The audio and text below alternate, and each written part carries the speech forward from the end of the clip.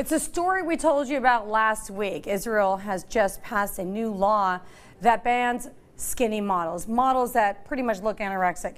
Here to talk about how models and the media impact children is child psychiatrist Dr. Donna Kashani. Welcome back to Primetime. Thank you. This is, you know, as a woman, right, growing up with the media, and Twiggy was like right before my era, right? She kind of set the precedence. And being a mother of 4 daughters, I know firsthand the impact media has on young girls growing up. Right. So what do you think about this ban? I think it's a great thing.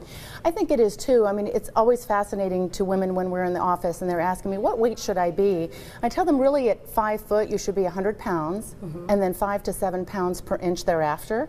They're like, really? Then I'm within range. And it's actually kind of shocking. So I think part of the issue is people aren't necessarily educated on how the scale should look or how they should physically feel, but instead they're just looking at the magazines, the models walking down the runway. I was at the fashion show in New York a few years ago and saw one of the bathing suit runway models in the green room, and there was a whole bunch of them. They just dropped their everything off in front of you, and I was so struck by there was an absolute lack of the triceps muscle, the thigh muscles. I mean, they were full-on anorexics, but they look great out there with clothes draped on them, like but when like you hangers. See them, like hangers. They but just once you look see like them, a hanger. And the problem is the body will use the muscle for energy. You know, if you're not eating enough calories. But in a lot of the magazines, as we both know, they airbrush those models and they'll hollow out the legs even more so.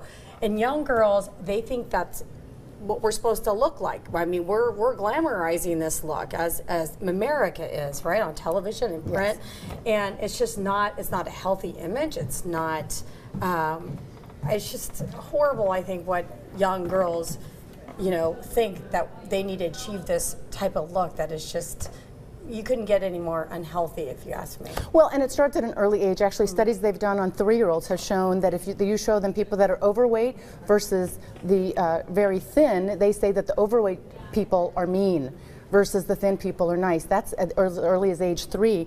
You look at Barbie and you take Barbie's measurements and you expand that to what an adult woman would look like. Barbie would be 6 foot tall, 100 pounds, a size 4, and her measurements would be 39, 21, 33. Which is crazy, and have no ribs. Right. Well, and so therefore, you know, that image is unattainable to 99% of women with the airbrushing and the photo editing that goes on. It is unattainable to 99% of women. So part of the problem is you have women that are still chasing that and trying to emulate that look where it's unattainable, and that's why the weight loss industry is a $33 billion a year industry. And then you've got men looking at those women and saying, well, you know, my girl should look like that. Some men, I don't think a healthy man doesn't do that. Right, right. So we're talking about the problems with it, you know, right. not, you know, healthy person looks at that and says, you know, most men that I've spoken to in the office who are back in the dating world or are young men looking for someone, they definitely say they're not looking for a skeleton to date. Yeah, they want something, a woman that's healthy and has self-respect for their body. Having self-respect means eating healthy, exercising, but not over-exercising, not starving yourself, not overindulging either. It's just this finding this healthy balance, right? Right. So let's talk about something that's really important to parents. For me, and I have my daughters who watch me, now I've always been really hard on myself, and I grew up with thinking that I had to somehow look like this Barbie, and even in high school I thought, oh, I can't wear a bathing suit, I'm overweight. I look back at pictures of myself. I thought, what am I, crazy? I should enjoy that. But I want to do I wanted to set a different message to my daughters. I want them to be liberated and not be held as a prisoner in their own bodies and in their mind.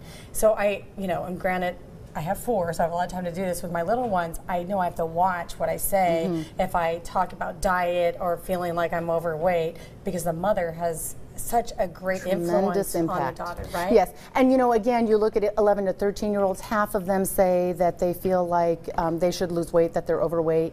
You look at 80% of 13-year-olds have said that they've tried dieting. And so that's why, particularly the role of the mother should be, first of all, I recommend do not have a scale in view where your children will see it. You can weigh yourself all you want to when nobody's around. Of course, the word moderation comes to mind with what you were talking about earlier.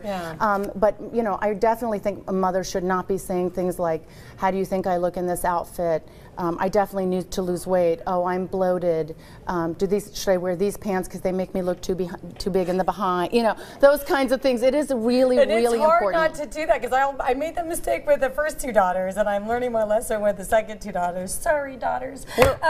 But you don't realize those messages that you're passing down to the next generation, or they're negative messages. Well, and again, generally, like you said, when there's a healthy person, you know, a little bit, you can't, it's really hard to mess up your kids. Let me put it that way. So, you know, if the healthy, normal, typical person hears that and goes, oh, Mom, are you kidding? You look fine.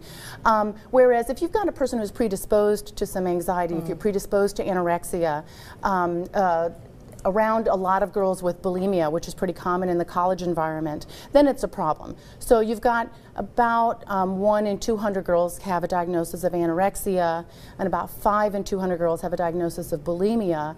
So, you know, they're out there. The problem is it's a national problem. It's an international problem. International problem. Yeah. And as early back as 1867 was when the first case of anorexia was documented. After Twiggy.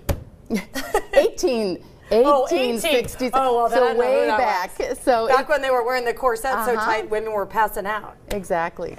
Anyhow, I mean, I'm all about taking care of yourself and having a good figure, but we got to watch with the body dysmorphia and always having healthy attitudes. My college daughter tells me that girls are taking drugs so they don't eat. What is the one for ADHD? ADHD is Adderall. Adderall. Or so they're taking Adderall so they don't eat. Some girls are taking cocaine and they're using their daddy's mommy and mommy's money to buy these drugs just so they don't eat.